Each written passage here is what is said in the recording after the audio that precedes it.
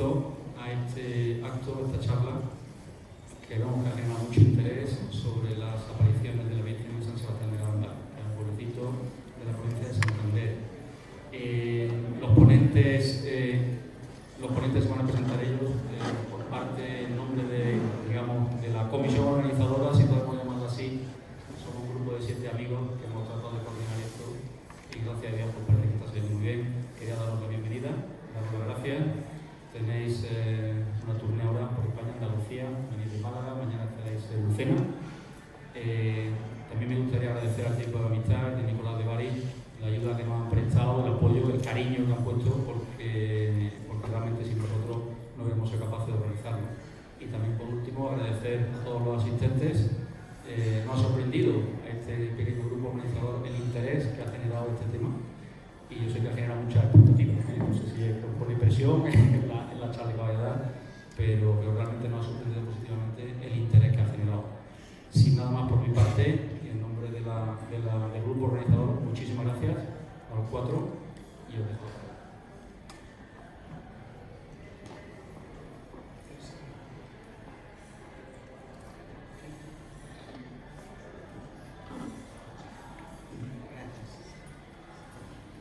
Buenas tardes a todos. Soy Cuca Macrón y quiero dar la bienvenida en nombre de la Iniciativa Internacional España con Garabandal a todos los aquí presentes en este encuentro de Córdoba con Garabandal, y agradecer en primer lugar a los organizadores del mismo, el Rosario de Hombres, y en especial a Antonio Marín y a don Fernando Caro. También quiero agradecer su asistencia a los ponentes de esta mesa que paso a presentar: don Jorge Fernández Díaz, ingeniero industrial, inspector de trabajo y exministro del Interior del Gobierno de España; doña Elsa Martí Barceló, médico de familia, especialista médico de familia y psicoterapeuta psicoanalítica; y don Román Martínez del Cerro, economista y testigo presencial de las apariciones de Garabandal. Así como agradecer a todos los aquí presentes su asistencia. Muchísimas gracias a todos por estar aquí hoy. Muchas gracias por acudir a su llamada. Es ella, nuestra Madre, la del cielo, quien nos ha reunido hoy aquí a todos. A continuación, me gustaría también hacer un breve resumen de lo que es nuestra iniciativa. La Iniciativa Internacional España con Garabandal surge de un primer encuentro que se realiza en el Club Somontes de Madrid el 18 de octubre del año pasado, donde todas nuestras expectativas de aforo quedaron desbordadas ante tanta gente que acudió. Entonces sentimos la necesidad de dar a conocer por toda España estas apariciones y difundir sus mensajes, de manera que durante este año pasado hemos realizado una serie de encuentros en distintas ciudades de España. Hemos estado en Barcelona, en Badalona, en Santander. Hemos hecho encuentros internacionales incluso con México vía streaming, y varias peregrinaciones a San Sebastián de Garabandal, un concurso de dibujo para niños sobre las apariciones, el rezo público del Rosario dedicado a la Sagrada Familia, novena a la Virgen del Carmen y últimamente el lanzamiento de la plataforma internacional de España con Garabandal, donde han comenzado a unirse varios países, entre ellos México y Puerto Rico, y esperamos que en un futuro inmediato se unan muchos más. Nuestra intención es que no quede ni una sola ciudad de España sin conocer las apariciones de nuestra Madre. Para los que no lo conozcan, voy a resumir un poco lo que pasó en San Sebastián de Garabandal. San Sebastián de Garabandal es una pequeña aldea situada en Cantabria, en la falda de la montaña denominada Peñasabra. Allí, el arcángel San Miguel se apareció un domingo 18 de junio de 1961 a 4 niñas de 11 y 12 años de edad: Conchita, Mariloli, Jacinta y Maricruz, la más pequeña, para anunciarles la pronta visita de su Madre del Cielo. Y así fue. La Virgen María se apareció a las niñas el 2 de julio de 1961, y desde entonces y durante los 4 años siguientes hubo más de 2000 manifestaciones de la Virgen, de día y de noche. La Virgen hablaba con las niñas, jugaba con ellas y sobre todo rezaba y les enseñaba a rezar el rosario. Como dijo en una ocasión el Papa San Pablo VI, es la historia más hermosa de la humanidad desde el nacimiento de Cristo. Es como la segunda vida de la Santísima Virgen en la tierra, y no hay palabras para agradecerlo. La Virgen nos dio dos mensajes fundamentales. El primero, el 2 de julio de 1961, que se hizo público el 18 de octubre. Cito textualmente: hay que hacer muchos sacrificios, mucha penitencia, visitar al Santísimo, pero antes tenemos que ser muy buenos, y si no lo hacemos nos vendrá un castigo.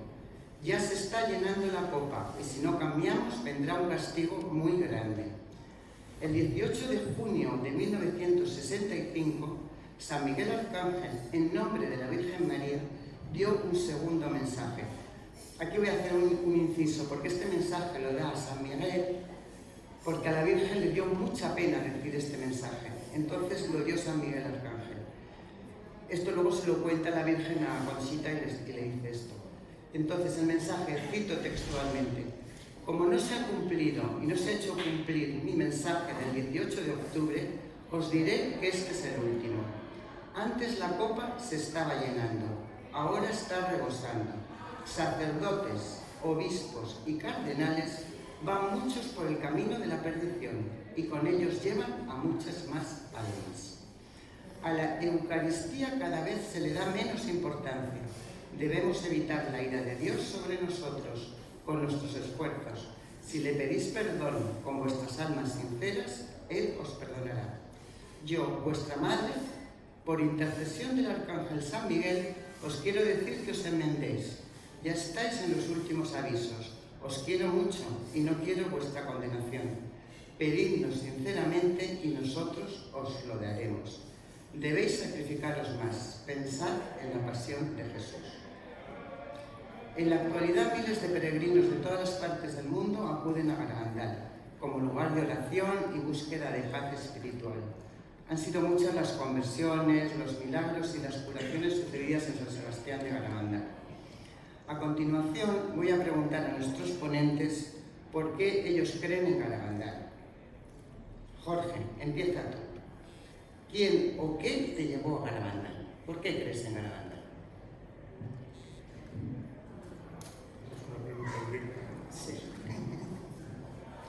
Sí, buenas tardes.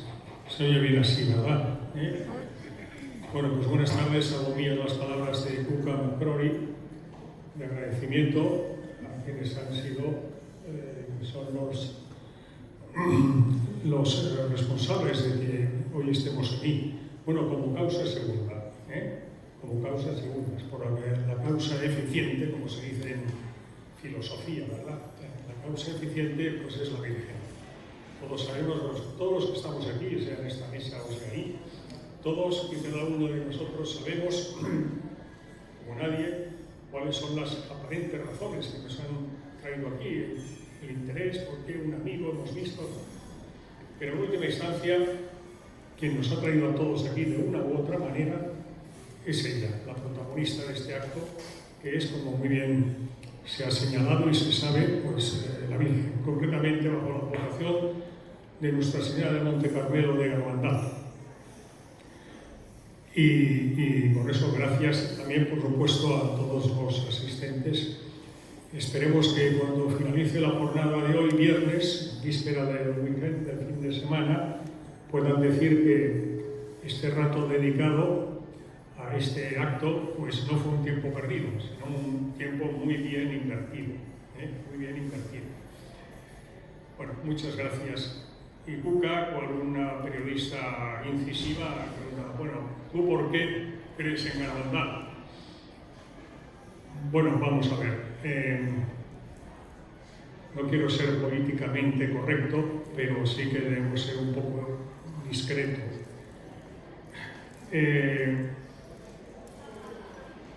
Hay muchos motivos, en mi opinión, muchos motivos, no yo, sino Cuca o Mari, cualquiera de los que estamos aquí, tantos y tantos que no están hoy aquí, ¿no?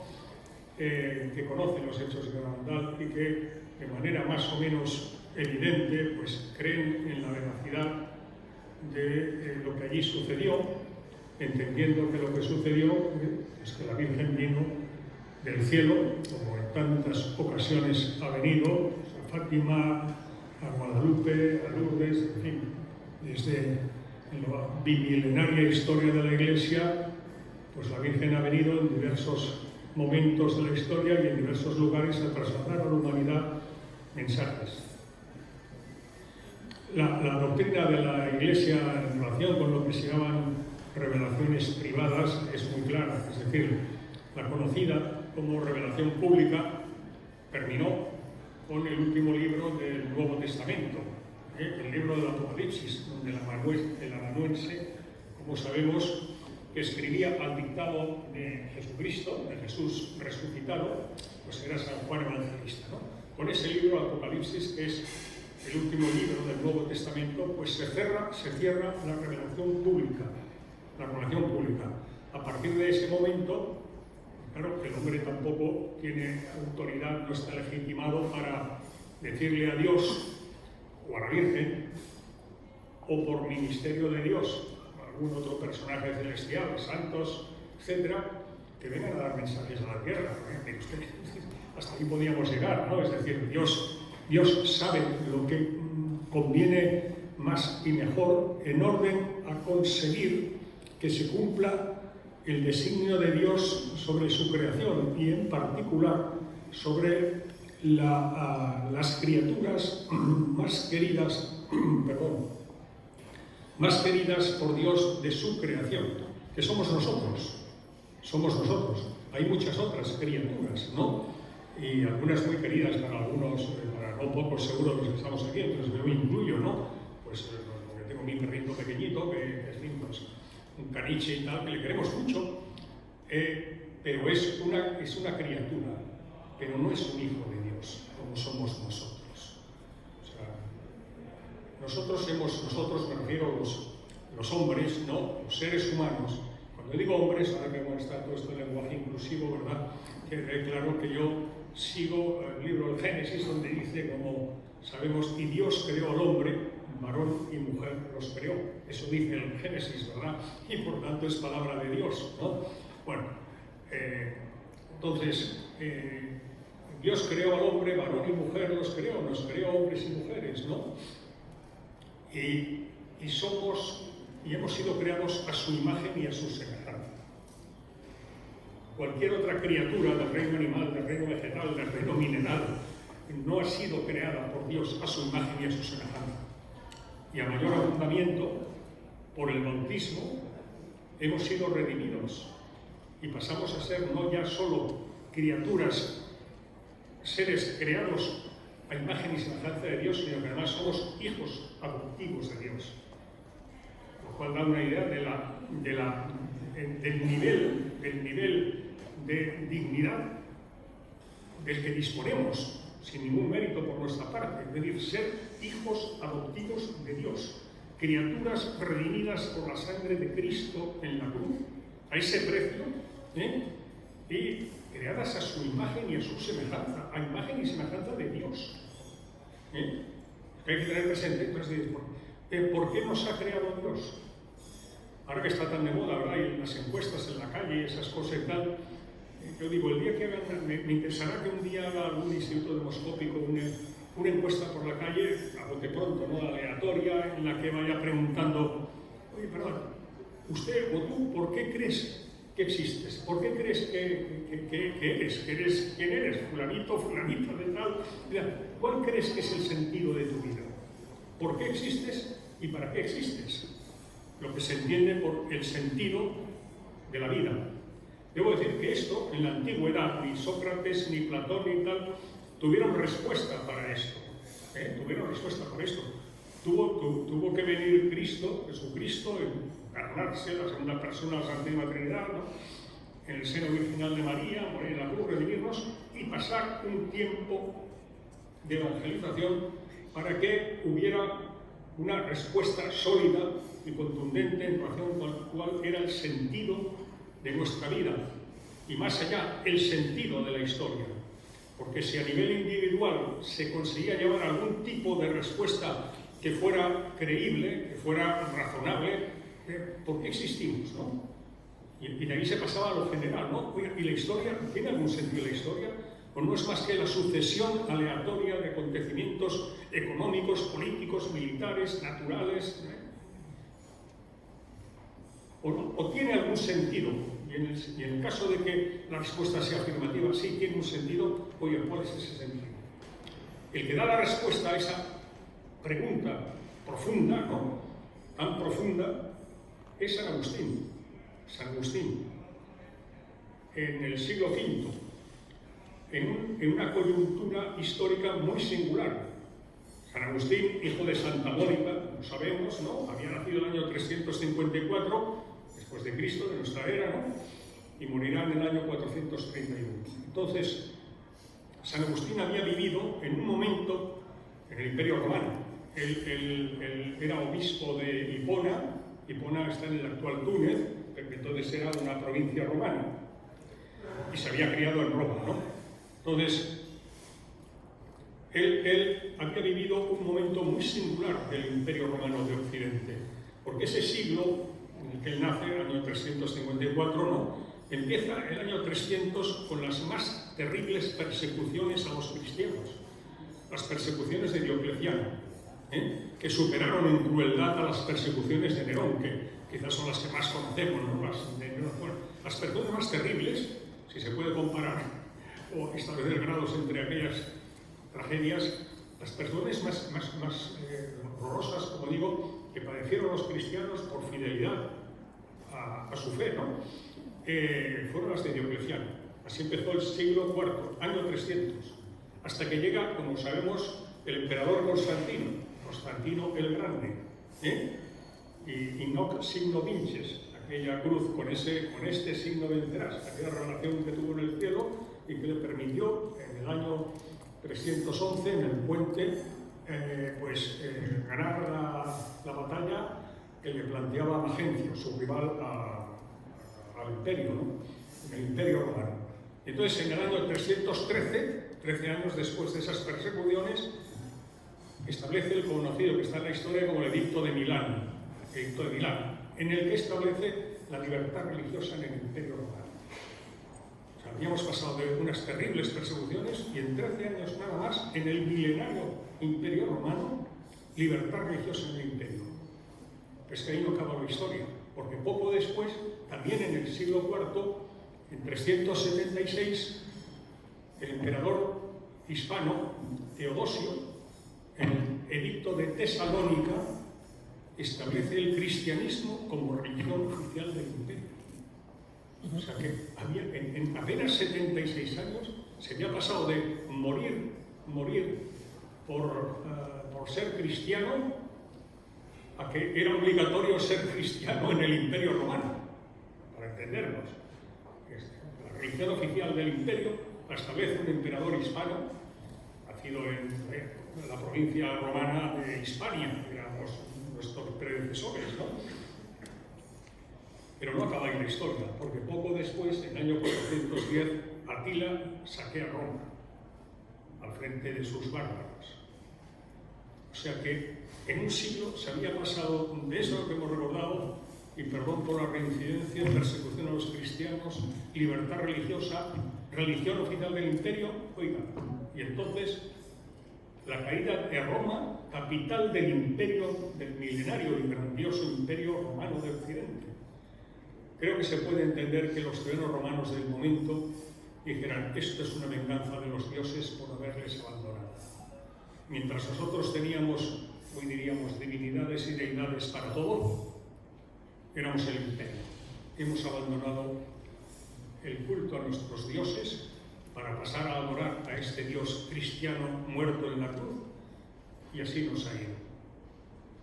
Es esa coyuntura histórica tan singular la que suscita la figura gigantesca de San Agustín, que dará la respuesta no solo a esa situación, sino en general a toda la historia conocida hasta ese momento y la que pudiera existir en lo sucesivo, estableciendo el sentido cristiano de la historia.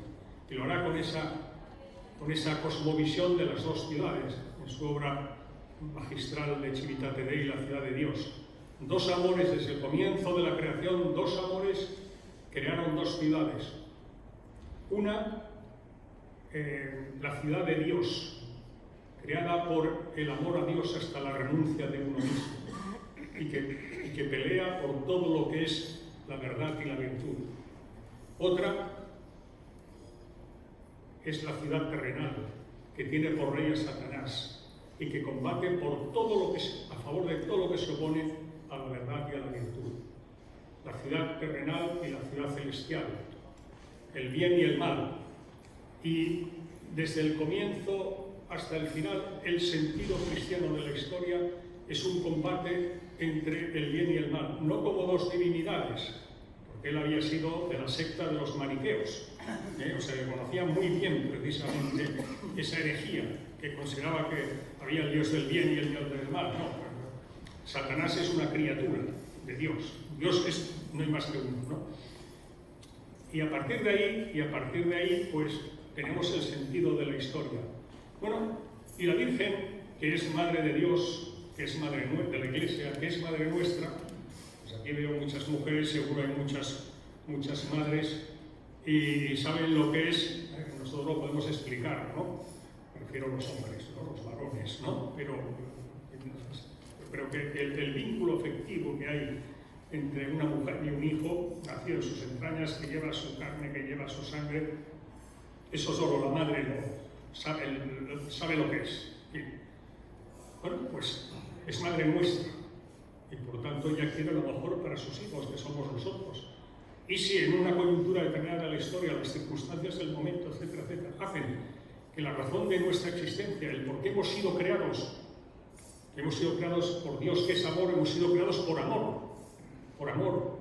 Y hemos sido creados ¿para qué? Libremente, porque una criatura creada a imagen y semejanza de Dios no puede ser esclava. Libremente. Y el amor tampoco puede ser esclavo, porque si no hay libertad habrá otra cosa, pero no amor. Hemos sido creados por Dios, que es amor, a su imagen y semejanza. Por tanto, tenemos en nuestro código genético el amor. Y el amor necesita proyectarse. Y por eso Dios nos crea libres y a su imagen y semejanza, como digo, para que eternamente, previa la oposición, que es el tiempo de nuestra vida terrenal, aprobemos la oposición, aprobemos la asignatura, que significa ganar la vida eterna junto a Dios. Ese es el sentido de nuestra existencia. Para eso hemos sido creados. Y por eso hemos sido redimidos. Es decir, se nos ha abierto la puerta del cielo que por el pecado original se había cerrado. Para que podamos... Entonces, la Virgen es la embajadora plenipotenciaria de Dios para trasladar. Cuando en los designios inescrutables de la providencia Dios tiene a bien enviar a su especialísima embajadora, la criatura más excelsa de toda la creación, ¿no? La Virgen María, hija única de Dios Padre, Madre de Dios Hijo y esposa mística de Dios Espíritu Santo, ¿no? Y la envía ¿para qué? Para decirnos en cada momento, hijos míos, hijos míos, hijos míos. Y cuantas veces sea necesario. Termino. En Garabandal vino la Virgen. A mí me gusta recordar, ya termino, a mí me gusta recordar palabras de San Juan Pablo II, que mis amigos, amigas de aquí de la mesa me las han oído muchas veces, y pido disculpas, pero no son mías, son de San Juan Pablo II, ¿no? Cuando coincidió el atentado que sufrió a manos del turco Ali Akka, la tarde del 13 de mayo del 81 en la plaza de San Pedro de Roma, del Vaticano, Roma. 13 de mayo del 81, fiesta de la Virgen de Fátima. Y él, que además ahora se han desclasificado documentos y demás, es sabido ya que San Juan Pablo II, además de ser un gran santo mariano, donde los haya, era místico, era un gran místico, tenía revelaciones muy singulares del Señor y de la Virgen y tal. En fin, lo dejo aquí. El caso es que él supo interpretar con toda fidelidad esa coincidencia y dijo, tenía que producirse el atentado contra el Papa coincidiendo precisamente con la fiesta de la Virgen de Fátima para que la Iglesia y el Papa miráramos al mensaje de Fátima. Puntos suspensivos, porque en los designios de la providencia no hay meras coincidencias. Se convirtió en el entre comillas, Papa de Fátima, hizo una consagración que fue acogida muy bien por el cielo, porque cayó el muro de Berlín y desapareció la Unión Soviética, sin disparar un tiro entre la OTAN y el Pacto de Varsovia, que era la alianza atlántica comunista, de la Europa comunista, ¿no? Bueno, ¿por qué digo eso ya para terminar? Porque en Garabandal la Virgen no vino a Garabandal, Cantabria, Santander, España, coincidiendo con un día o 2 días señalados en la historia de la humanidad y en particular en la historia de la Iglesia, ¿no? Vino coincidiendo durante 4 años con la preparación y el desarrollo del acontecimiento eclesial más importante del siglo, el Concilio Ecuménico Vaticano II. ¿Alguien puede pensar que Dios, que es la perfección del orden, todo, dice el Antiguo Testamento, todo se ha creado, todo pesado, contado y medido? Que cuando estaban todos los obispos y cardenales de la Iglesia Católica Universal reunidos en Roma, durante el desarrollo del concilio, que por cierto proclamó a María Madre de la Iglesia, pues la Madre de la Iglesia estaba casualmente durante 4 años en esa aldeuca cántabra, jugando como una madre con sus hijos, con 4 niñas de 11 y 12 años, durante 4 años, y con más de 2000 manifestaciones. Bueno, creo que despertar ese interrogante es bueno, y lo que ha llegado, pensamos los que estamos aquí, la hora de que se dé a conocer esto, porque es muy importante lo que explica por qué la Virgen vino a San Sebastián de Garabandal, España, desde el año 1961 y 65, coincidiendo con toda la preparación y desarrollo del Concilio Ecuménico Vaticano II. Y sobre todo, para estos tiempos en los que estamos en estos momentos, declara apostasía, que es un signo de los tiempos que precisamente el Evangelio de ayer nos recordaba, ¿no? Y para eso está Cuca, Belén Junco, pues promovieron la iniciativa España con Garabandal, como ha dicho Cuca, el 18 de octubre del pasado año. No fue una mera coincidencia, fue elegida el 18 de octubre, es la fecha del primer mensaje público de los 2 mensajes públicos que hubo en Garabandal por parte de la Virgen, 18 de octubre. Y se trata de, insisto, pues darlo a conocer, porque la Virgen vino porque era muy importante que la humanidad pues conociera lo que ella allí transmitió por medio de esas 4 niñas, hoy ya señoras maduras, no, pero entonces, como se decía, Maricruz de 11 años y Conchita Jacinta Mariloli, que ya falleció, pues de 12.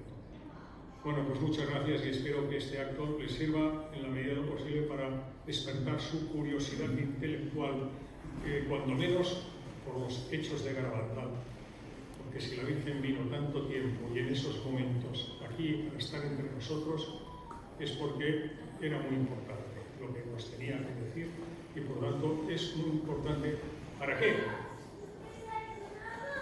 Desde la perspectiva del sentido de nuestra vida, del sentido de nuestra vida. Por eso quise empezar por ese punto. Muchas gracias.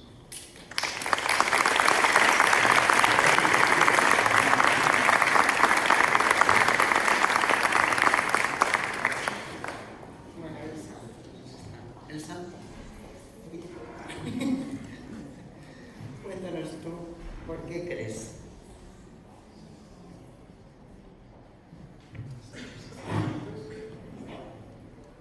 Buenas tardes a todos. Lo primero que quiero dar es las gracias al Círculo de la Amistad por este maravilloso escenario y por supuesto las gracias a los 7 magníficos del Rosario de Hombres de Córdoba, porque sin ellos esto no hubiera sido posible.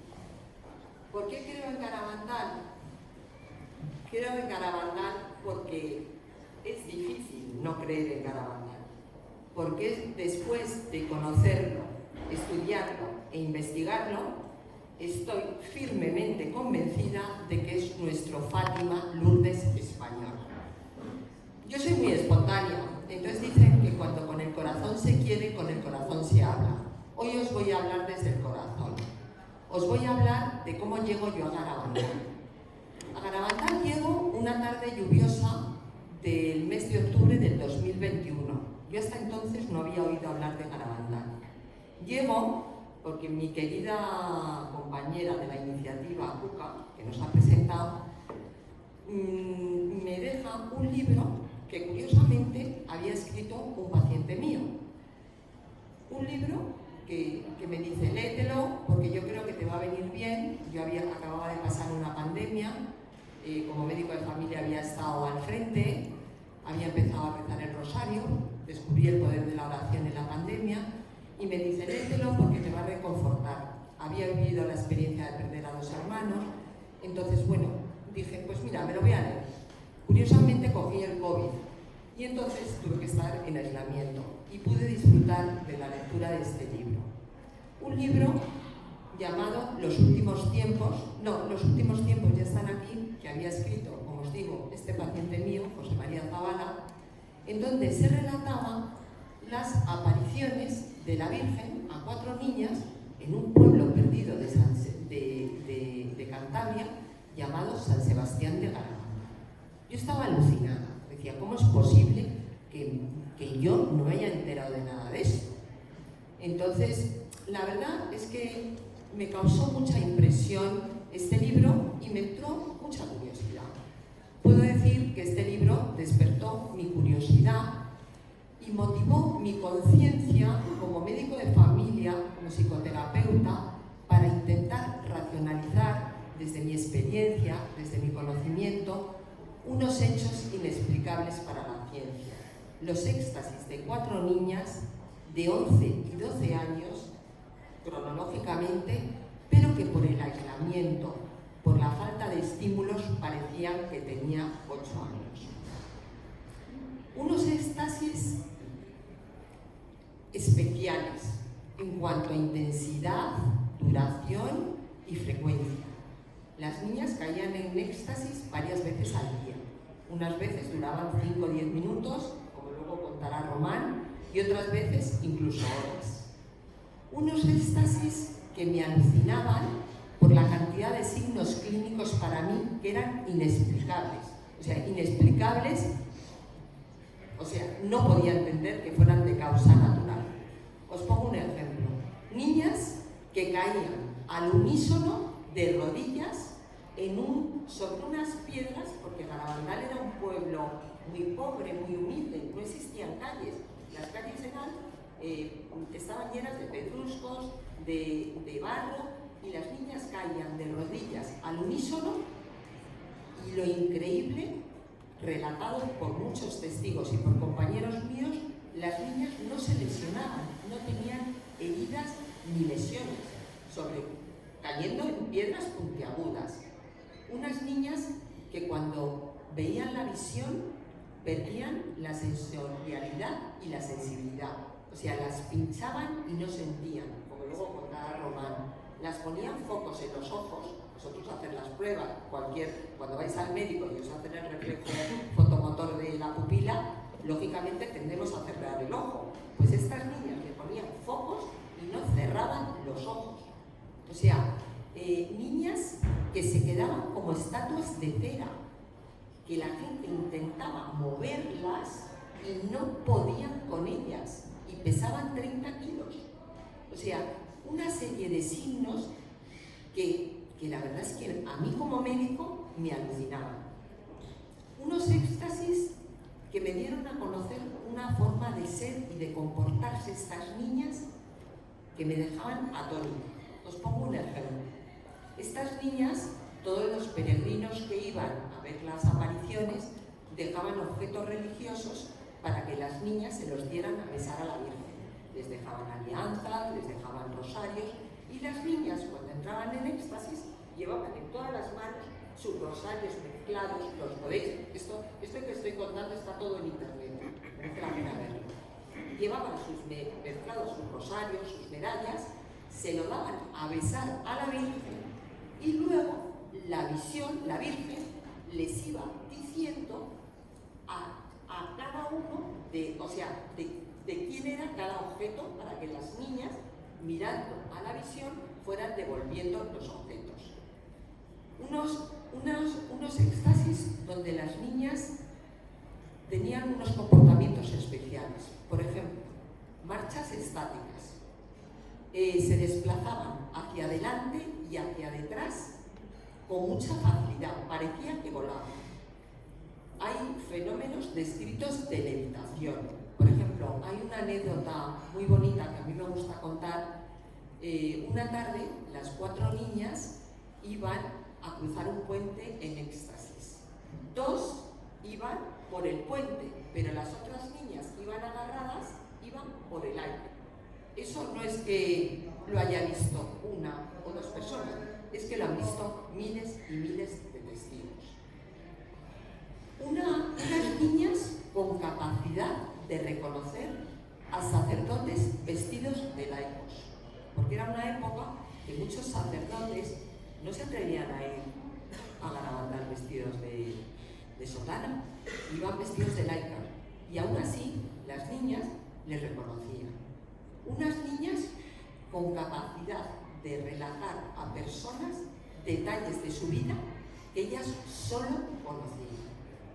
En fin, unos éxtasis tan impresionantes que realmente a mí me acrecentaron la fe en Garabandal.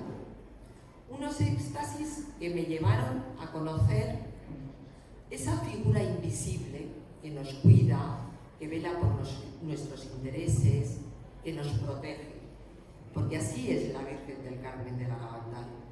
Yo desde aquí os invito a todos a conocer ese trocito de cielo llamado San Sebastián de Garabandal, ese sitio donde la Virgen te da la oportunidad de actualizar sentimientos, ese sitio donde descubres esa forma de ser tan maravillosa de una madre que solamente con ver cómo se portó con estas niñas, la ternura con las que las trató, porque fijaros, a mí me emocionan detalles que leo, porque os podéis imaginar, yo soy muy tensa y cuando cojo un tema machaco.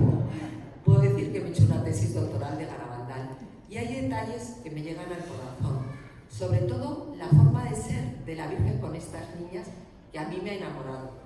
Me ha hecho volver a ser la niña esa Marianilla que era de pequeña. Esa forma de ser que les decía que tenían que ir limpias, que las enseñaba a rezar, que jugaba con ellas al escondite. Esa forma que tanto nos enamora. De verdad, os invito a todos a conocer esta historia de Garabandal.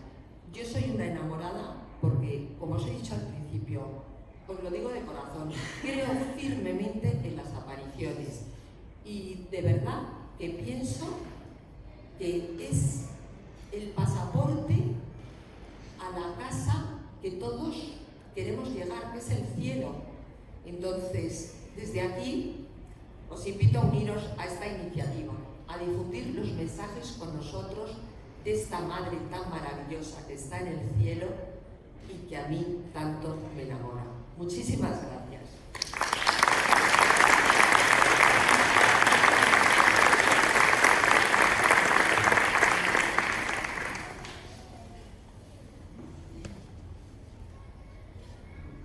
Yo pensaba que iba a hacer la pregunta, pero como la he hecho ya general, pues allá voy.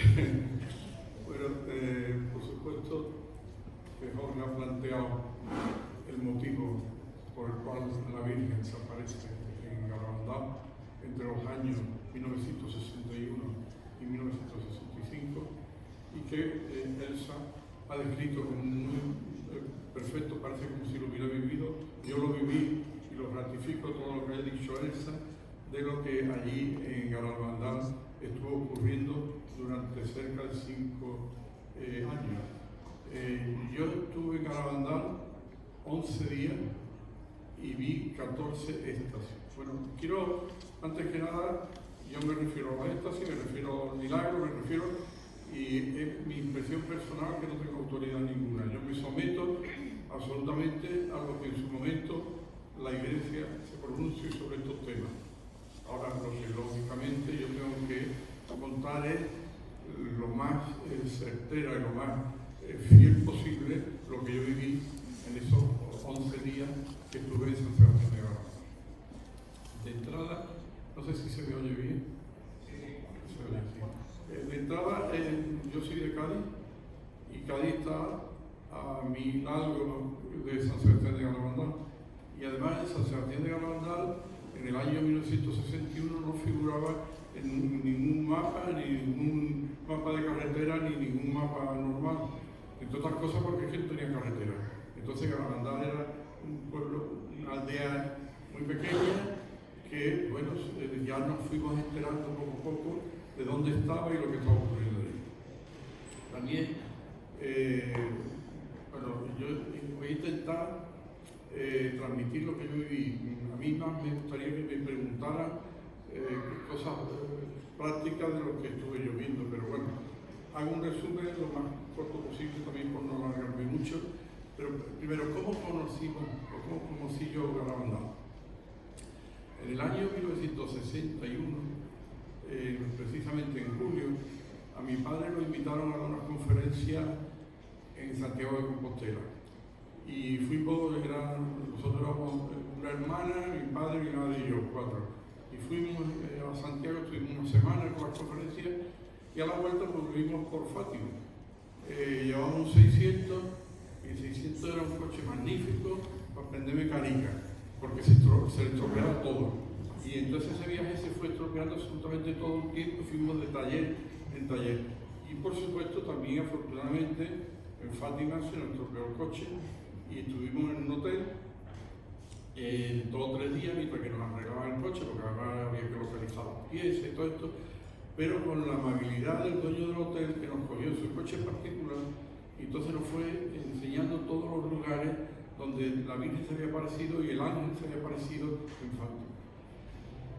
Curiosamente, en esa fecha era justo cuando empezaban las apariciones de Garabandal, que yo no tenía ni idea en aquel momento. En aquel momento yo estaba en Fátima.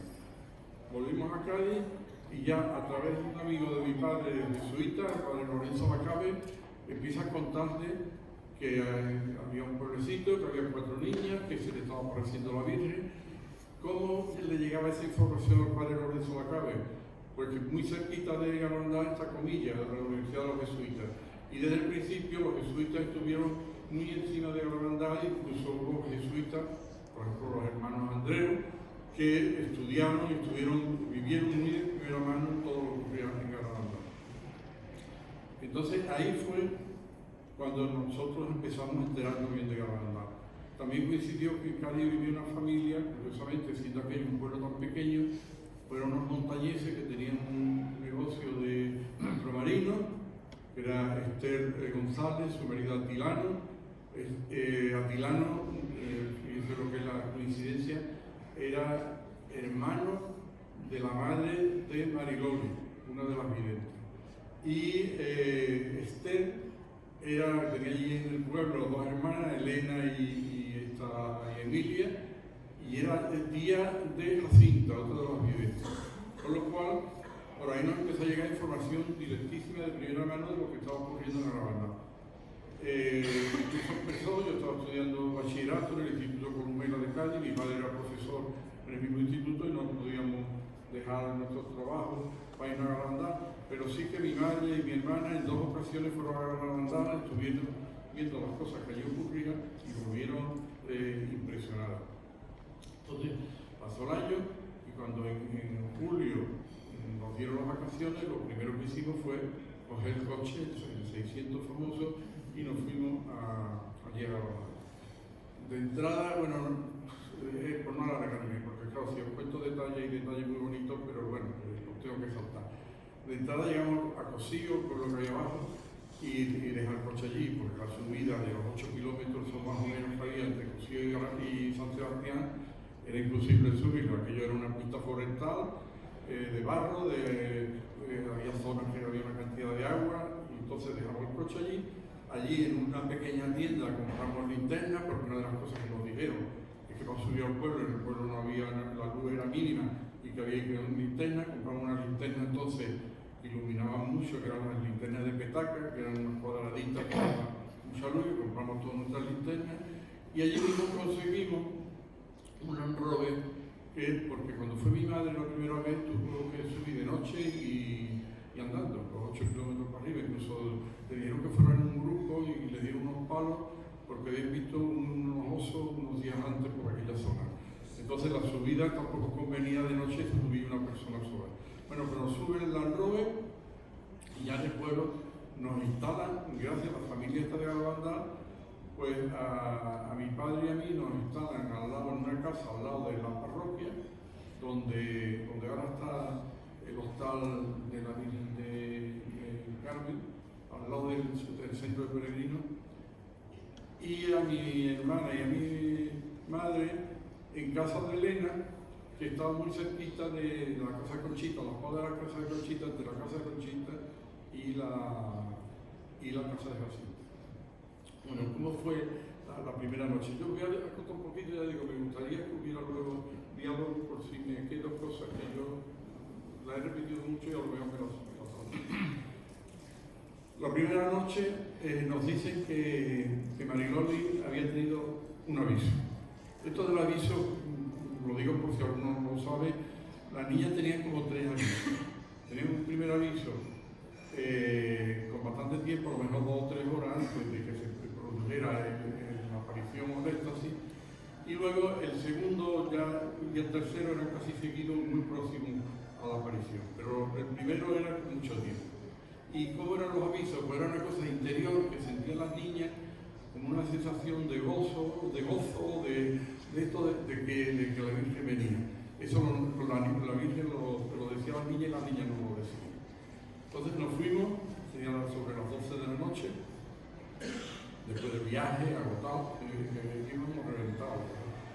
Nos fuimos el padre de Mariloli tenía una pequeña taberna, y entonces en la taberna, la distribución, allí en la casa eran los bajos, solían ser las cuadras, vivían las familias, vivían en la primera planta y luego un doblado debajo del tejado donde guardaba la paja el heno para tener para invierno cuando no había alimento para los animales. En este caso, lo que era el cuadro se había convertido en esto, en un pequeño bar, en una taberna. Tenía un mostrador, en el fondo tenía una pequeña cocina y luego unas cuantas mesas, 3 o 4 mesas, una silla y nada.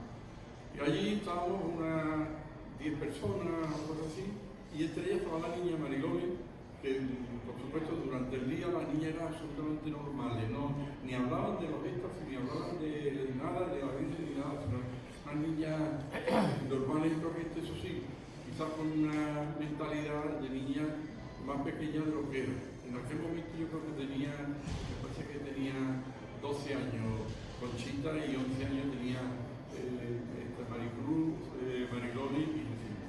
Bueno, pues estaba ahí Mariloli, y Mariloli estaba agotada también, y estaba sobre la mesa, se estaba quedando dormida y se estaba hasta quejando de que estaba esperando el aviso, pero no llegaba la aparición.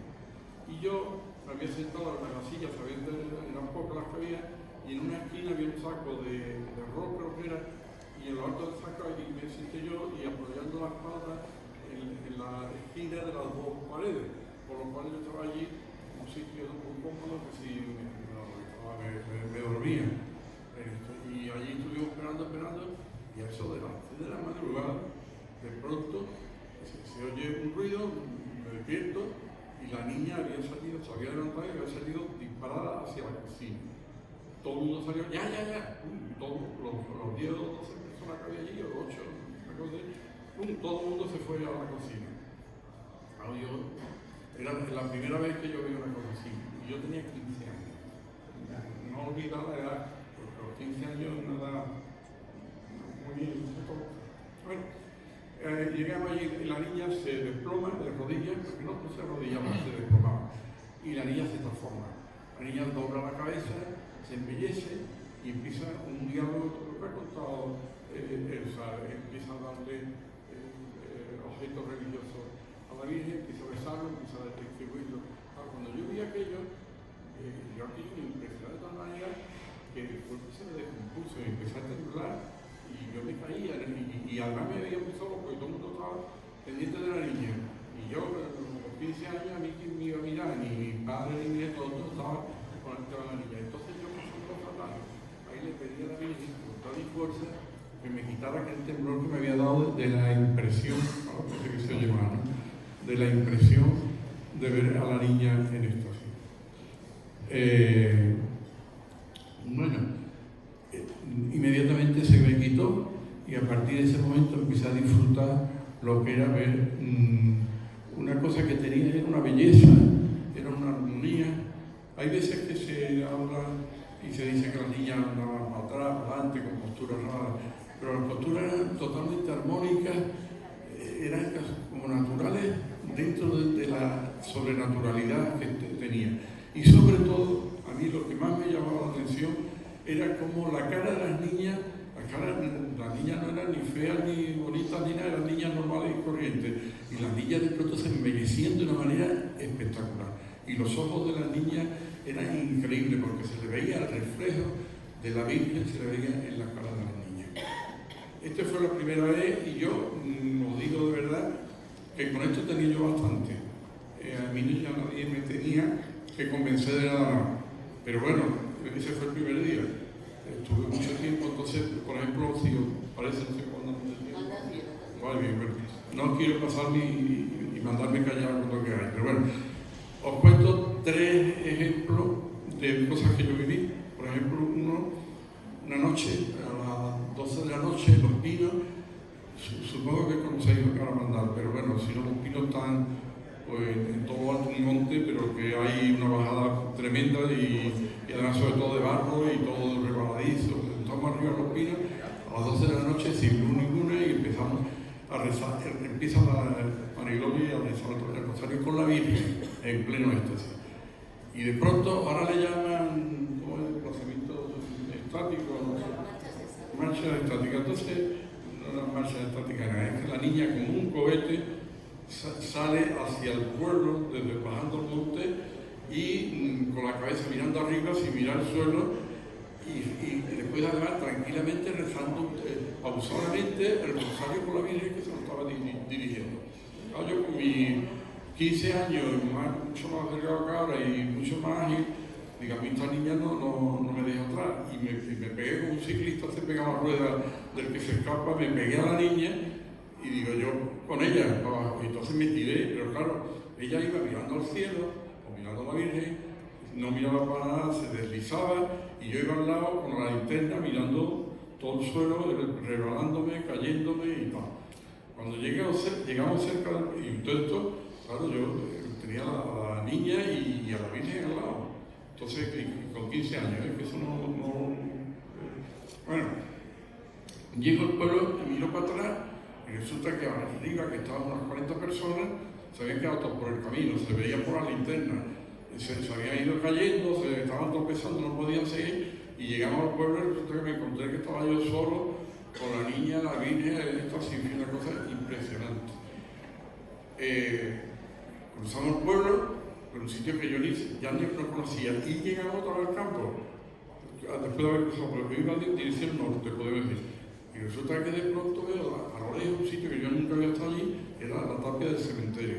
Entonces llegamos a la tapia del cementerio, allí la niña volvió a caerse de rodillas en la misma puerta del cementerio y allí terminó el rosario. Claro, cuando ya la niña volvió a estar de rodillas, fueron apareciendo los que venían detrás, que como más o menos habían podido, habían llegado y ya estaban en el grupo que estábamos allí. Bueno, otro, por ejemplo, otro día, era quizás menos fuerte, pero quizás más bonito, por la mañana a las 10 de la mañana, nosotros íbamos en las comidas, el desayuno, el almuerzo y la cena, lo hacíamos en casa de Elena, que estaba en el otro lado del pueblo, pero dormíamos al lado de la parroquia. Y nos salimos mi padre y yo a las 10 de la mañana y vemos a Conchita, que venía de lejos, y venía un poco sin rumbo fijo. Nos fijamos que raro, Conchita estaba por aquí, y de pronto Conchita se cae de rodillas en el suelo. Salimos corriendo, no había nadie, solamente estaba mi padre y estaba yo. Y entonces en ese momento recibió del ángel la comunión, porque a las niñas, cuando no había sacerdote, muchas veces el arcángel San Miguel le llevaba la comunión. Y entonces se quedó de rodillas, el ángel le ayudaba a hacer un examen de conciencia rápido, le daba la comunión e incluso le ayudaba a dar gracias, pero es una cosa de pocos minutos.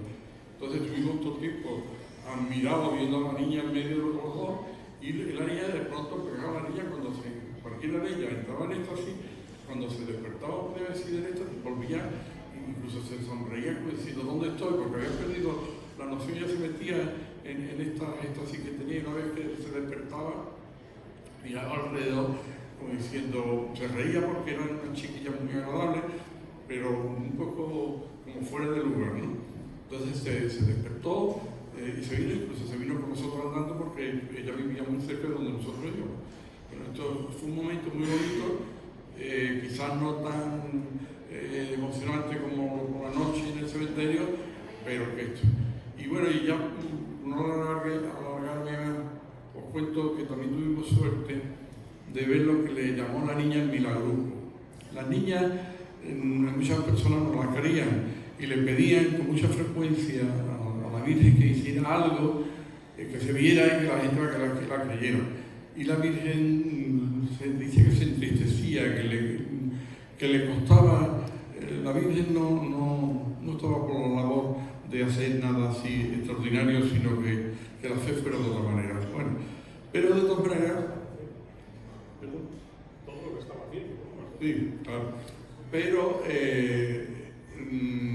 de todas maneras dijo que iba a haber un pequeño milagro que a la Conchita le pareció muy poco, por eso le dijo milagruco, que esto era como milagrito, ¿no?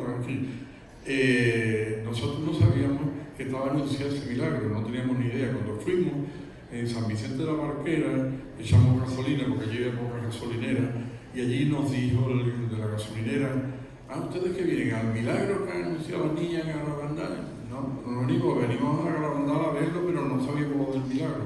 No, que las niñas han dicho que el día 18 de julio, fiesta nacional, y además celebraban en el pueblo la fiesta de San Sebastián, porque San Sebastián es en enero, pero ellos, como hace tanto frío en Garabandal, la celebración del santo la hacían coincidiendo con la fiesta nacional del 18 de julio entonces lo celebraban el 18 de julio. Bueno, por la coincidencia, la cosa que decía Jorge de la providencia divina, allí estábamos y allí vimos, incluso yo vi directamente la Sagrada Forma en la boca de Conchita, que no me lo probaba para nada, e incluso, si os puedo decir, hasta ni lo necesitaba, pero lo vi. ¿Cómo fue el tema? Normalmente durante la semana allí en el pueblo había unas 30 o 40 personas de fuera, más los del pueblo. El día 18 de julio, primero volvían al pueblo muchos que estaban trabajando fuera, por ejemplo en las minas de Asturias, o en Santander, o en la costa. Entonces eran muchachos que allí en el pueblo no había trabajo y tenían que ir a trabajar fuera. Y volvían al pueblo coincidiendo porque era un día de fiesta. Eso estaban porque tenían sus familiares en el pueblo. Pero luego, sobre todo, vinieron miles de personas que era porque habíamos oído que iba a haber un milagro y que se iba a ver. Entonces, aquello se llenó.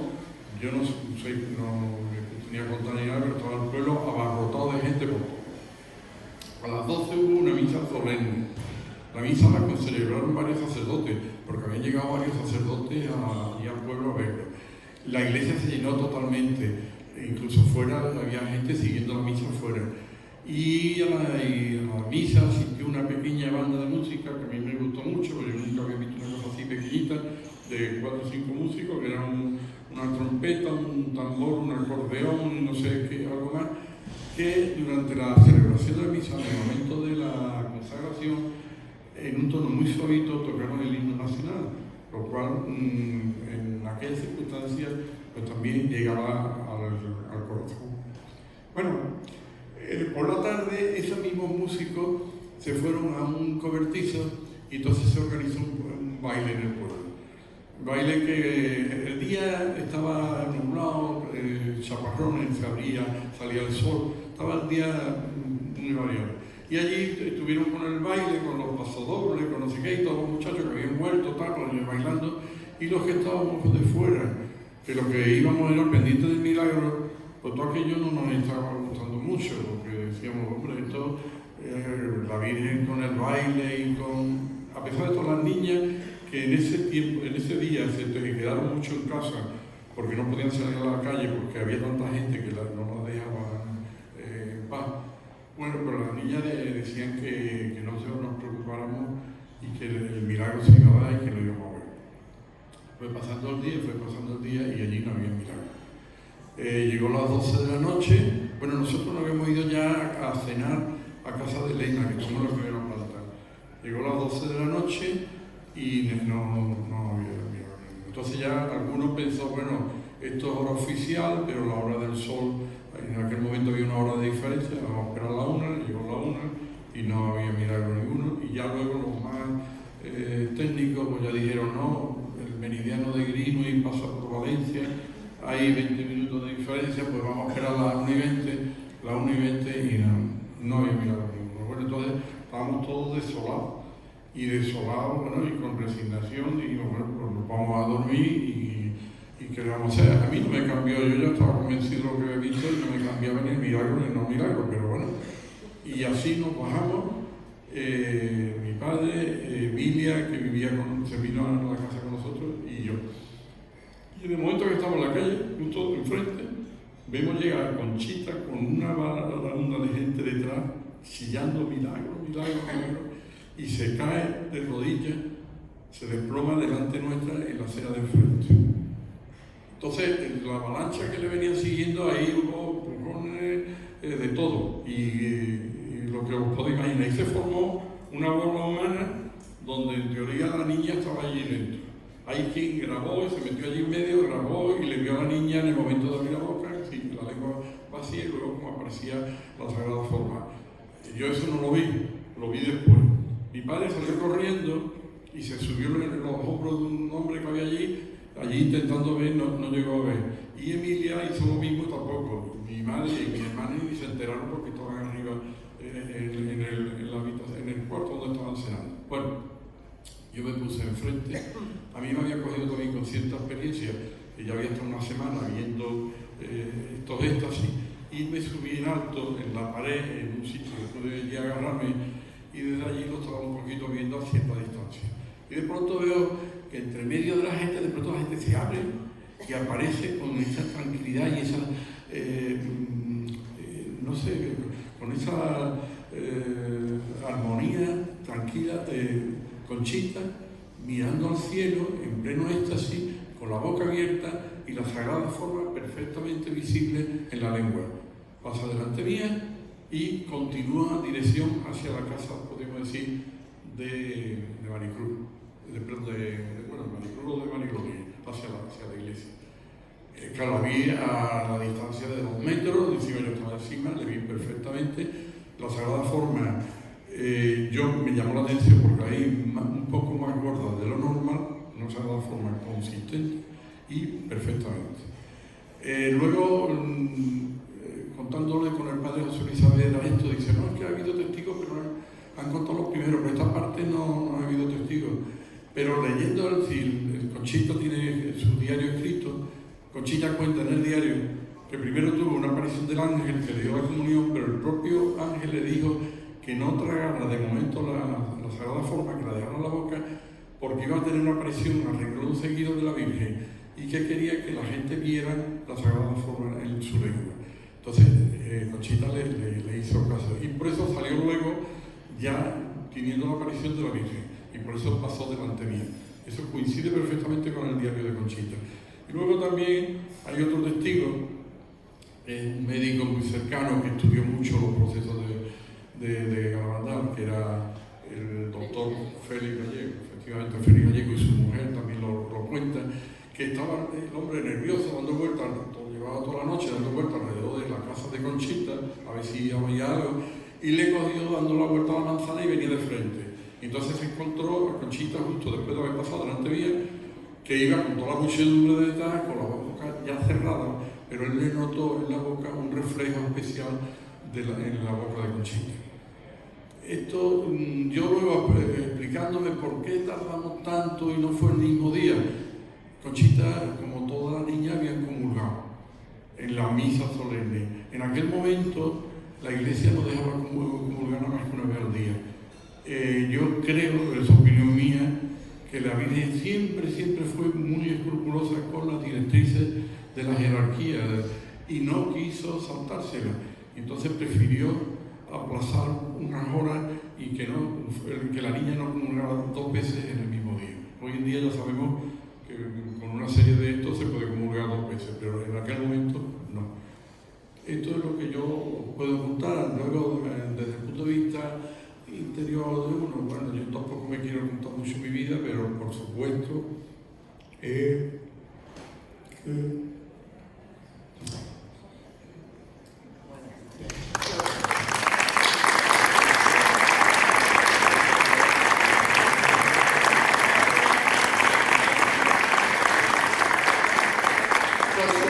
emocionante todo lo que nos cuentas y te digo una cosa, aunque esté tu hija aquí, a mí me encanta que te sigas emocionando, porque es que no me extraña nada. Yo veo el milagro y cuelgo la bata.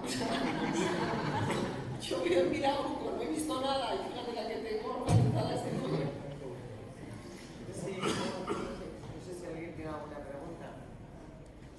¿Alguien quiere preguntar algo? Sí, yo quiero dar testimonio. Yo soy una enamorada de la bondad. Yo cuando estuve en la bondad sentí aquí una paz y una cosa que me ha sentido.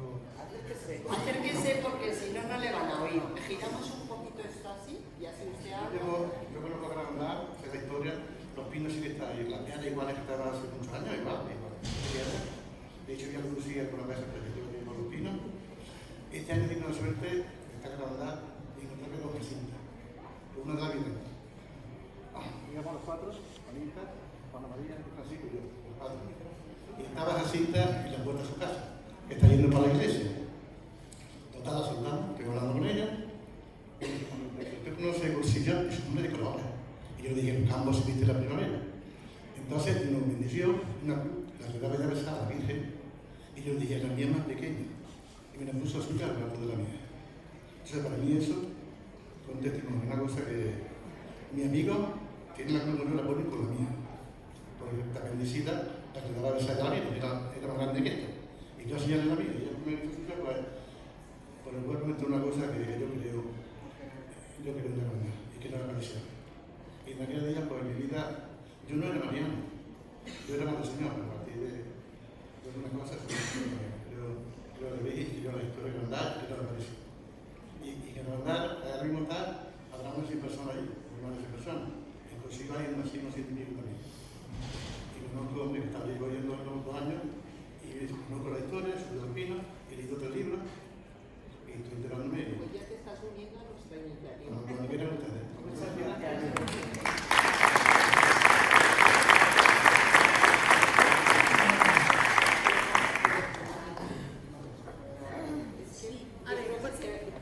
Se van a tener que acercar. Hay que coger el micrófono. Hay que coger el micrófono porque si no... A lo mejor no procede. Es que yo probablemente sea no sabe de Garabandal, de todo lo que están aquí, y si no procede, pues me lo leo después.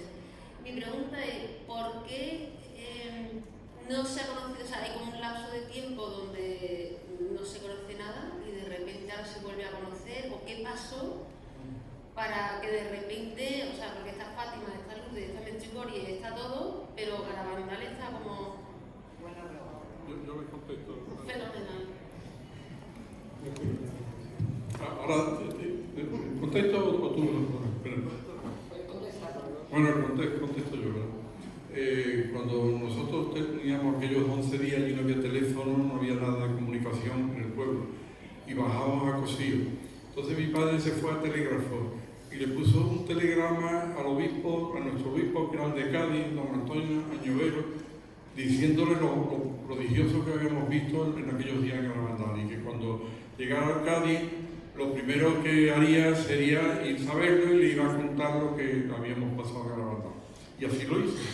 Cuando llegamos a Cádiz, se fue a ver a don Antonio Llovero y le contó. Y don Antonio Llovero se quedó emocionado e impresionado por las cosas que mi padre le estaba contando. Y le dijo que hablaría con el obispo de Santander, con su colega de Santander, que entonces creo que era un administrador apostólico, creo que era obispo de Bilbao y administrador de la diócesis de Santander, y que hablaría con el obispo de Santander. Mi padre, que era catedrático de literatura, pues empezó a dar conferencias, empezó a dar charlas y a hablar muchísimo de Garabandal por todos lados. Y cuando pasó un mes y pico, de pronto le llama a don Antonio Llovero, el obispo, y dice: Miguel, que quiero hablar contigo. ¿Y qué pasa? Y dice: no, mira, que está hablando con el obispo de Santander y me ha dicho que por favor que no se difunda, que no se hable, que se espere hasta que la Iglesia se pronuncie, que hay que ser muy prudente, que la Iglesia, que ha habido muchos casos que después no han sido verdad, que tal y que igual, y que hasta que la Iglesia no lo autorice, te ruego que no difunda. Entonces ya nosotros nos llevamos, desde entonces no hablamos nunca más de Garabandal. Después yo me enteré que ya en el año 1965, 66 creo, Pablo VI dio un decreto que autorizaba hablar, pero es que hubo un momento que el obispo de Santander prohibió que se fuera allí a Santander, le prohibió a los sacerdotes que fueran, y prohibió que los fieles fuéramos a rezar. O sea, estaba totalmente prohibido esto. Luego ya se levantó las prohibiciones y hoy en día pues, puede uno ir perfectamente a rezar. Y yo, sobre todo en mi caso, cuando de pronto me entero que hay un sacerdote, que concretamente el padre Saavedra, está haciendo una tesis doctoral sobre Garabandal y que la presenta en la Universidad de Navarra, Universidad Católica, y digo, bueno, pues esto se puede hablar de Garabandal. Entonces me pongo a hablar con el padre José Luis Saavedra. Consecuencia de eso, me invitan al documental que hicieron, Garabandal, Catarata Imparable, y bueno, yo creo que es mi obligación, lo que yo recibí en Garabandal, por comunicarlo a los demás.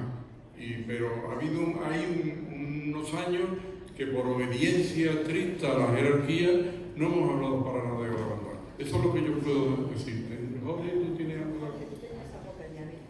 Sí, vamos a ver. Sí, es que la pregunta es, me parece casi obligada, y obligada a la respuesta de opinión, porque cada uno da su opinión con toda libertad, como es obvio, ¿no?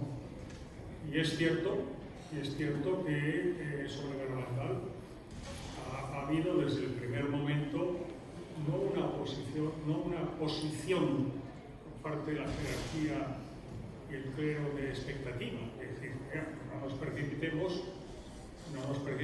y seamos imprudentes, porque efectivamente ya hay mucha experiencia acumulada de presuntas mariofanías, en este caso, ¿no? Presuntas revelaciones marianas que después pues, no han sido tales, ¿no? Cuando que la prudencia es una virtud que debe ser practicada de manera muy especial ante acontecimientos de estas características, pues es evidente. Pero otra cosa es que no se trate de prudencia, sino que se trate de hostilidad y de obstrucción, que no se quiera averiguar la verdad. Y esa es la cuestión. No creo que sea necesario recordar que en los evangelios es Jesucristo el que dice que la verdad os hará libres. Lo que se trata es investigar con el rigor y el respeto necesario, pues, para ver si lo que sucedió en Garabandal pues tiene origen sobrenatural o no. La Iglesia se pronuncia de tres formas ante este tipo de sucesos. Cuando se aprueba, cuando es aprobado previa a la investigación correspondiente, como es obvio, ¿no? Pues consta la sobrenaturalidad. Pues sería, pues, entendernos, Fátima y Lourdes y otras, obviamente, ¿no? Pero para entendernos, pues sí, consta la sobrenaturalidad. Y consta que eso que no era natural, que no se podía explicar, como muy bien decía Elsa, por causas naturales, ni desde la ciencia, no se puede explicar eso. Bueno, cuando no se puede explicar es que no es natural. Por lo tanto, o viene de arriba y es sobrenatural, o viene de abajo y es preternatural. ¿Me explico?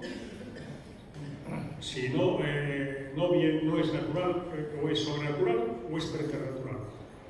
Y es sabido además, por la experiencia también, que el diablo pues, lo que pretende es malmeter continuamente, ¿no? Y precisamente oponerse. Él sabe, el diablo, no olvidemos, perdón por recordar una cosa que está asumida con carácter general y universal, que es que el mayor triunfo que ha conseguido Satanás en la historia lo está consiguiendo ahora haciendo creer a una gran parte de la humanidad que no existe, que no existe, porque eso le permite moverse y actuar con absoluta impunidad.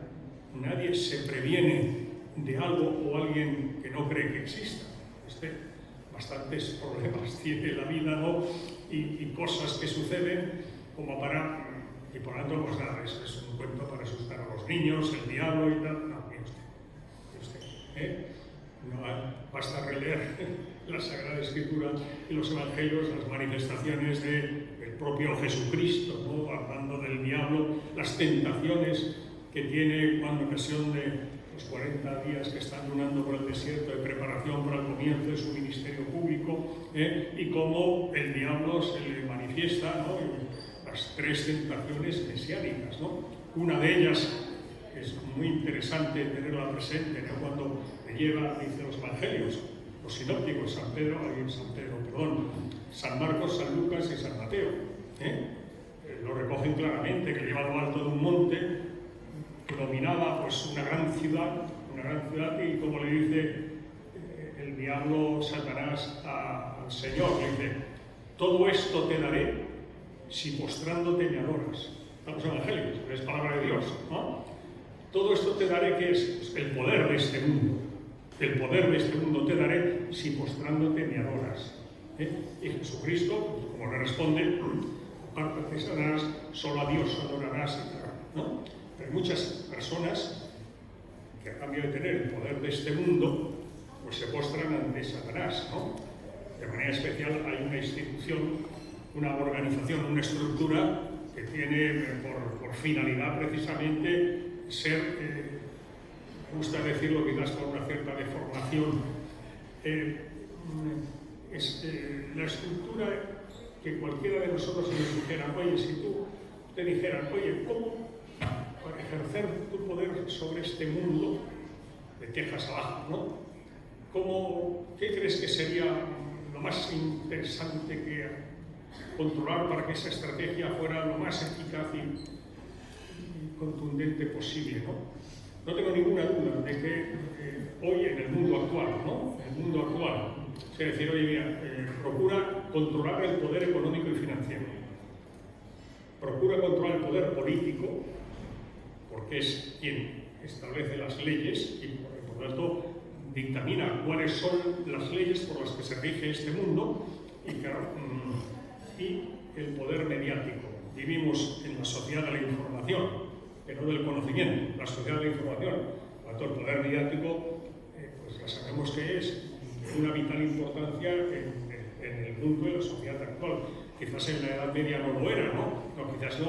Quizás no lo era, pero hoy sí. Sabemos el poder que tiene para conformar la opinión pública por medio de la opinión publicada, ¿no? Y la opinión transmitida. Y luego la opinión pública en una democracia es la que vota, ¿no? Y por lo tanto bueno, pues eso lo hace la masonería. La masonería es la organización creada por Satanás para ejercer lo que el Señor dice, que es el príncipe de este mundo mundano. Satanás quiere ejercer su principado en este mundo. ¿Con qué objetivo? Pues el objetivo de este mundo redimido por Cristo y creado, como me permití recordar al principio, por Dios, por amor y para el amor, apartarlo de Dios. Como criatura, Satanás sabe que Dios existe, vamos, desde luego Satanás y los suyos no son nada ateos. Saben perfectamente por experiencia propia que Dios existe y saben que contra Dios no puede nada. Entonces lo que pretende es hacerle el mayor daño posible atacando a la criatura predilecta de Dios, que como recordamos somos nosotros, sus hijos redimidos por la sangre de Cristo en la cruz, ¿verdad? Y creados a su imagen y semejanza. Por lo tanto, contra él no puede nada. voy a hacerle el mayor daño, y no por el odio diabólico, ¿verdad? Pues malogrando la obra creadora de Dios, y apartando a los seres humanos de Dios. Eso es lo que pretende. Entonces, cuando viene la Virgen, viene precisamente para alertar a la humanidad de que nos estamos apartando del camino que nos lleva a Dios, ¿no? Que nos lleva, o sea, al camino que Dios ha previsto para que encontremos, pues compartamos la vida eterna en el cielo junto a Él, ¿no? Que para eso nos ha creado. Y luego esta vida, los 20, 30, 40, 50, 120, 150 años que cada uno Dios le conceda de vida, es como el tiempo en el cual pues hacemos los méritos o los deméritos para aprobar el examen. Juicio particular, que apruebas vas al cielo, que suspendes, pues chicos, ya no es que suspendas una asignatura, es que te juegas la vida eterna. Y bueno, y luego la inmensa mayoría que queremos creer, ¿verdad?, que como mínimo pues podemos estar una temporada en el purgatorio, acabar de purgar, purificar nuestras almas, ¿no? Y la Virgen viene a eso, y el Satanás viene a malograrlo, y por desgracia, y termino diciendo lo que dijo Pablo VI, San Pablo VI, el 29 de junio del año 1972, en pleno posconcilio. Repito, palabra de un papa y santo, Pablo VI, 29 de junio, no una fiesta cualquiera, la fiesta en el calendario litúrgico de la cátedra de San Pedro y San Pablo, las dos columnas de la iglesia, ¿no? 29 de junio, Basílica de San Pedro, corazón de la iglesia. Todos esperábamos una primavera para la iglesia después del concilio. En lugar de la primavera ha venido la oscuridad, las tinieblas, la división, la duda, algo preternatural. Por una rendija ha penetrado el humo de Satanás en el templo de Dios. Esta es, repito, yo no me atrevería a decir esto, a lo mejor lo pensaría, pero desde luego no, y todas no tendría ninguna autoridad. Esto es palabra de San Pablo VI, del Papa Pablo VI. El concilio lo había clausurado el Papa Pablo VI el día de la Inmaculada del año 65, como sabemos, 8 de diciembre. Lo había inaugurado, lo había abierto Juan XXIII, pero lo había clausurado él. Déjame terminar esto, que es importante. No porque lo digo yo, porque lo dijo Pablo VI. Lo dijo Pablo VI. El humo de Satanás ha penetrado en la Iglesia. Ha pasado de entonces, ¿cuántos años han pasado? 51 años. Estamos en el 23. Era el año 72, 51 años. Y Pablo VI dijo eso. El humo de Satanás ha penetrado en el templo de Dios, en la iglesia. Lo dijo él. No lo digo yo, lo dijo él. Y eso es una realidad. Y eso también explica que ante manifestaciones de la Virgen hay algunos que parece que les molesta que venga la Virgen. Que venga la Virgen. Lo digo así de claro porque es así. Y no quiero ir más allá porque creo que no es prudente. Pero creo que me han entendido, son inteligentes y me han entendido perfectamente. Otra pregunta por aquí. Una preguntilla. ¿A mí? Sí. Vamos a ver. Por internet conocemos un vídeo de usted con Benedicto XVI, grandísimo teólogo, por cierto, en el que Benedicto XVI le dice a usted que bueno, que con España no podrá, ¿no? Que todo esto que está ocurriendo, pues que al final... Sí. ¿Qué digo? Pregunto. Digo que usted estuvo con Benedicto XVI en un vídeo que bueno, que aparece por internet, que lo hemos visto todos, que lo hemos reenviado. Y Benedicto XVI, que para mí es un grandísimo teólogo y un hombre que sus predicciones pues se están cumpliendo muchas. A mí me gustaría saber qué podría usted decirnos sobre eso. Él dio, para mí fue un mensaje de esperanza en el fondo, ¿no? Pero me gustaría saber algo más, si es que le dijo algo más. Vamos a ver, sí, gracias. Bueno, ¿saben a lo que se ha referido el señor? Sebastián. Sí, vamos, sí. Estaba mi mujer, que está aquí, estaba conmigo, estuvimos silenciando. Fue el miércoles 17 de junio, recuerdo que fue muy claro, más estaba allá para eso. La providencia proveyó. que quiso que hubiera un acta de las palabras. Tuvimos 55 minutos con Benedicto XVI, en el Mater Ecclesiae, el Monasterio Mater Ecclesiae, los jardines vaticanos, donde residía desde que renunció, en febrero de 2013. Fue el miércoles, como decía, 17 de junio de 2015. Nos recibió a mi mujer y a mí, estuvimos con él ahí, pues casi una hora. Estoy recordando, yo me había preparado muy bien, como es lógico, ese encuentro, y estoy recordando las visitas que había hecho a España durante su pontificado. El Encuentro Mundial de Familias de Valencia de julio de 2006, el año jubilar 2010, estuvo en Santiago de Compostela el 6 de noviembre de 2010, pernoctó en Barcelona y el 7 de noviembre de 2010 consagró la Basílica de la Sagrada Familia. Una fecha muy singular, porque es la misma fecha, 7 de noviembre, que en el año 82, por ocasión de la primera visita apostólica de San Juan Pablo II a España, estuvo en Barcelona, venía de Montserrat, estuvo en Barcelona y estuvo en la Sagrada Familia, en la cripta de la Sagrada Familia. Bueno, la JMJ de agosto de 2011, él estaba, pues se le veía muy dichoso, ¿no? Y hablaba con un tal. Entonces yo, pues, al hilo de esa alegría que transmitía el Benedicto XVI hablando de España, el cariño, ¿no? Pues le dije, Santidad, conoce mucho a España, conoce bien a España y ama a España. Permítame que le ruegue que rece por España. Nos hace mucha falta. Yo estaba entonces, en el gobierno y en fin, tenía información. Y entonces le dije, rece por España, Santidad, que nos hace mucha falta.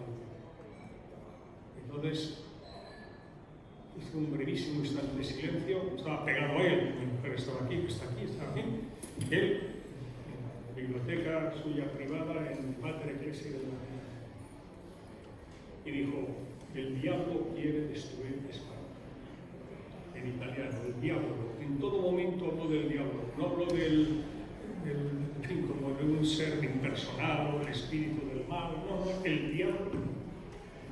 Escucharle a Benedicto XVI decir, el diablo quiere destruir España.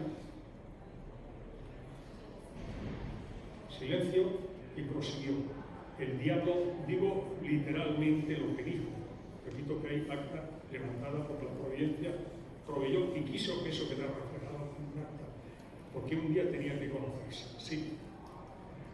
Bueno, y dijo, el diablo ataca más a los mejores. El diablo ataca más a los mejores. Por eso ataca a España.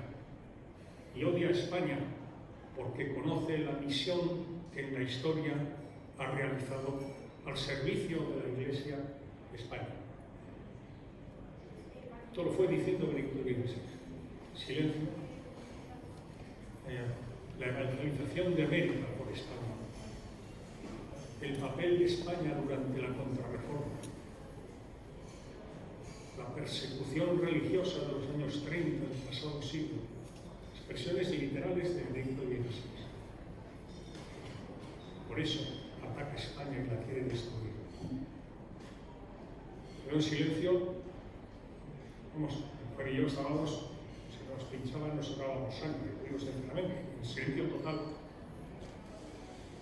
Siguió. Le voy a decir las herramientas con las que van a derrotar al diablo. Es las que dijo, porque os daréis cuenta que estaba hablando el Papa de una batalla espiritual, de una guerra espiritual.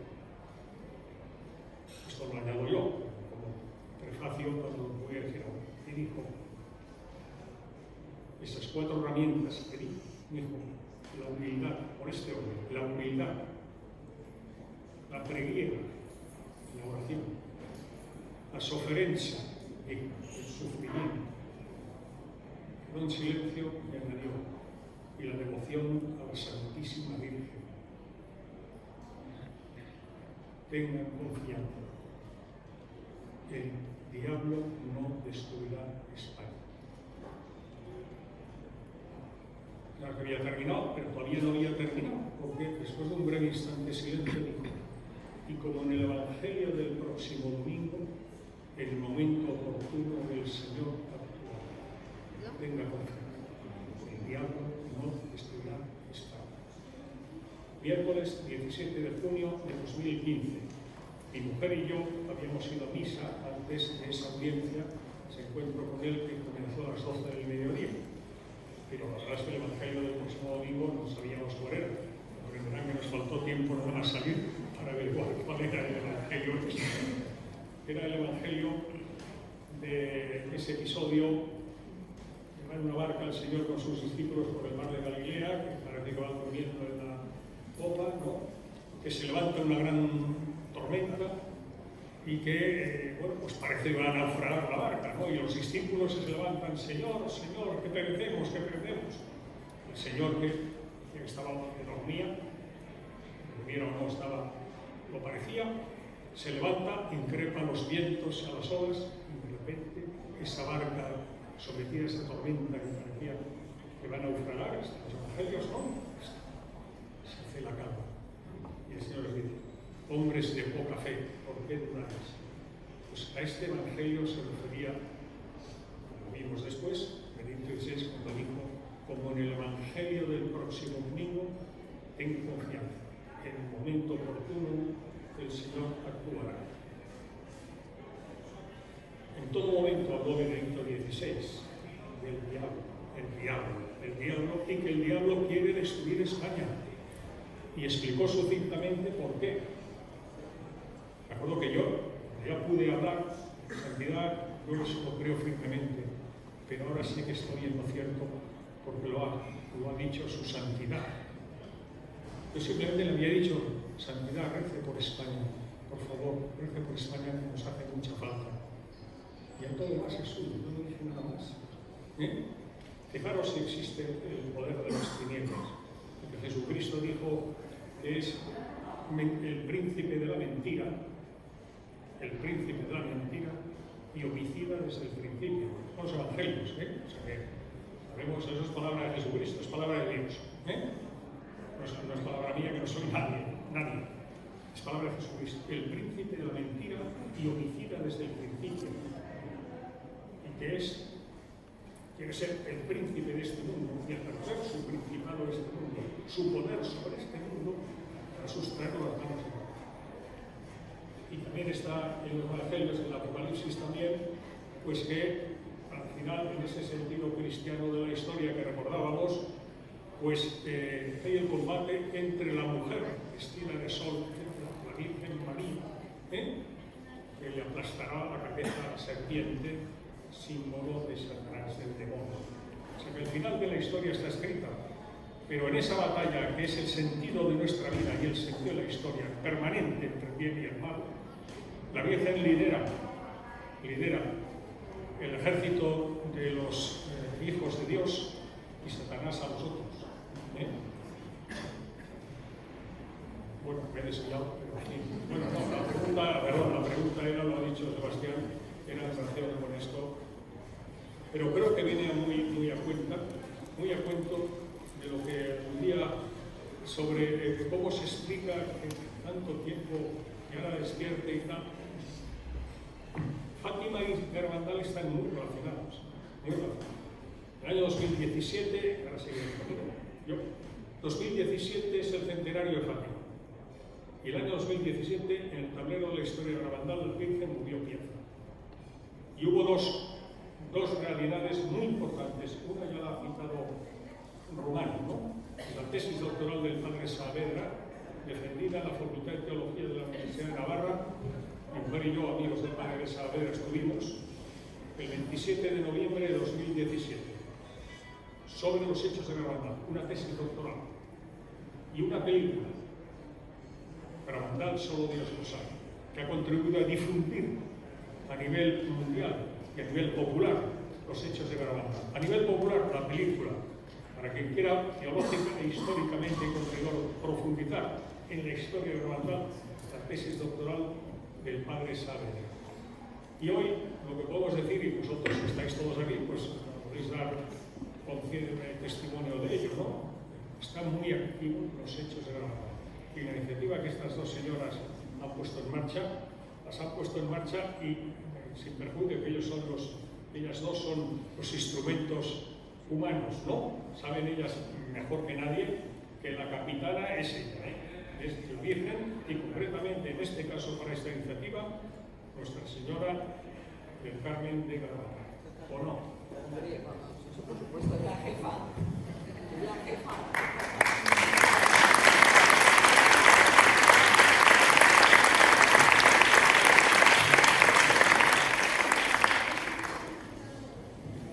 Bueno, perdón por el abuso del uso de la Pues yo creo que vamos a dar por finalizado el acto, porque si no, no nos van a volver a invitar a Córdoba. Y la verdad es que nos encanta estar en Córdoba porque nos enamora Córdoba. O sea, somos muy... Entonces, pues yo creo que vamos a despedir el acto con muchas gracias por este recibimiento y de nuevo al Círculo de la Amistad, al Rosario de Hombres, a Fernando Caro, que no sé dónde está, no le veo.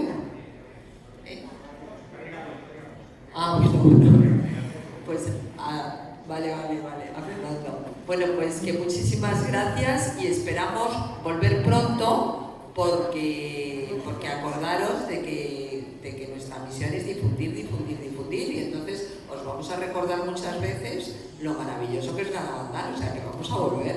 Y que la Iglesia, la jerarquía, como ha pasado siempre, una oración de las mañanas, pues es el senso fiel. Los fieles son los que, ante la prudencia de la Iglesia, en todas partes, ante este tipo de manifestaciones, como comentábamos, finalmente se pasó Fátima, pasó Lourdes, o sea que esto no es extraño, pero ya cuando ven que el sentido de los fieles, ¿no? En el sentido teológico, pues que digo, esto, y es entonces cuando se abre la mano, se investiga con rigor y a partir de ahí se pueden recibir las gracias que la Virgen quiere distribuir entre sus hijos, que para eso vino. Bueno, yo creo, Jorge, que ya para terminar y para chinchar un poco al demonio, porque a mí yo soy chinchona, vamos a rezar un Dios te salve, una Ave María, y terminamos. Nos ponemos todos de pie y empezamos juntos.